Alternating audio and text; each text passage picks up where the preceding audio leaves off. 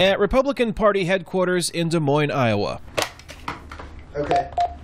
Hey Dwayne, Jim from Polk County Republicans here. Caucus volunteer Jim Arneson is working the phones in a last-minute effort to get more volunteers in place at voting locations across the city. A lot of people aren't willing to come early and sit down and really work hard.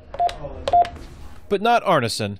He is working hard to get people motivated to help manage the record turnout Republicans are expecting at caucus locations across the state. A lot of people are thinking they're going to come out of the woodwork. I just don't know yet what to expect. So I predicted all year long that if the weather was good, it would jump up to maybe as high as 140.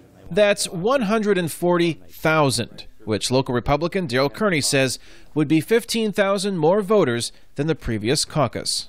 But with the increased number of voters comes increased uncertainty.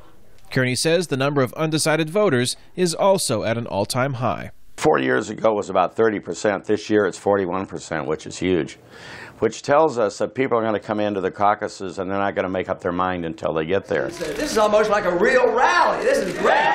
One such undecided voter is Robert Goebel. This is actually our first Iowa caucus. We moved here just under 4 years ago, and we've been looking forward to it. Goebel says he did not have access to candidates like Ron Paul when he lived in California. And during political campaigns, the candidates were virtually inaccessible.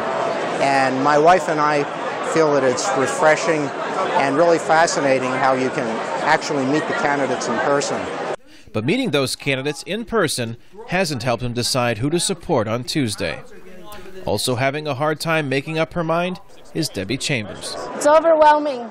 Chambers was looking to get a better sense about where Congressman Paul stood on the biggest issue to her, health insurance. Where it's going to go and how it's going to affect the Americans that do not have health care. All the candidates face similar questions on the campaign trail as their efforts in Iowa wind down. Kearney has met every Republican candidate for president since 1976. He considers this year's Republican race for the nomination one of the most volatile. I have never seen it this volatile before coming into the closing days. This is very, very unusual. So at this point, I don't think he can make any predictions about who's going to win. Nor can he make predictions about the weather and how willing voters will be to brave the cold. Kane, Farabaugh, VOA News, Des Moines, Iowa.